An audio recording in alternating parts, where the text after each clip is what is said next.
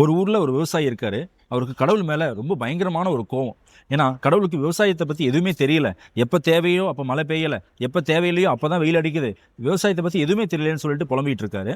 கடவுள் நேரடியாக வராரு. ஏப்பா என்னை திட்டிகிட்டே இருக்கேன்னு சொல்லி கேட்குறாரு. உனக்கு விவசாயத்தை பற்றி எதுவுமே தெரியல அப்படின்னு சொல்லி சொல்கிறாரு. நான் உனக்கு ஒரு சக்தி கொடுக்குறேன்.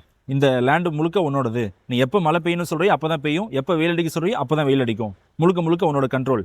அறுவடையில் நம்ம மீட் பண்ணலாம் அப்படின்னு சொல்லிட்டு கிளம்பிடுறாரு. இவருடைய சக்தியை யூஸ் பண்ணி அளவான மழை, அளவான வெயில், அளவான காத்தோட தன்னுடைய லேண்டில் இருக்கக்கூடிய செடிகளை வந்து வளர்த்துறாரு.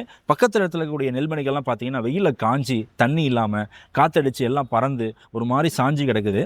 இவரோட நெல்மணிகள் பார்க்க ரொம்ப அழகாக செழிப்பாக இருக்குது. அறுவடை நாள் வருது.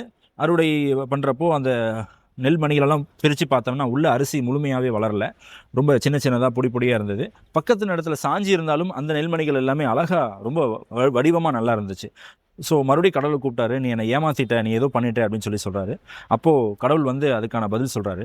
மழை அதிகமாக பெய்யறப்போ வேர் வந்து மண்ணை சரியாமல் மண்ணை இழுத்து பிடிக்குமா. அதே மாதிரி மழையே பெய்யாதப்போ வெயில் அதிகமாக அடிக்கிறப்போ தண்ணி வேணுன்றக்காக வேர் தன்னைத்தானே வளர்த்துக்கிட்டு ரொம்ப ஆழத்தில் போய் அங்கே இருக்கிற ஒவ்வொரு சொட்டு தண்ணியும் எடுத்துகிட்டு வந்து ஒரு குறைவான தண்ணீரை எப்படி பராமரிக்கணும் அப்படின்றத அது வந்து கற்றுக்குமா.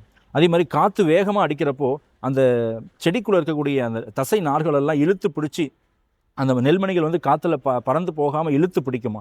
அப்போ அது தன்னைத்தானே வலிமைப்படுத்திக்கிட்டு அது வளர ஆரம்பிக்கும். ஸோ இந்த ஸ்டோரியில் வர மாதிரி தான் நம்ம லைஃப்பில் நிறைய கஷ்டங்கள் வரும், பிரச்சனைகள் வரும், தோல்விகள் வரும். இது எல்லாமே நம்மளை திரும்ப திரும்ப நம்மளை வலிமைப்படுத்திக்கிறதுக்கு தானே தவிர நம்மளை முடக்கிறதுக்காக இல்லை. பிரச்சனைகளை சந்திக்காத யாரும் வெற்றியை பார்த்தே இருக்க மாட்டாங்க.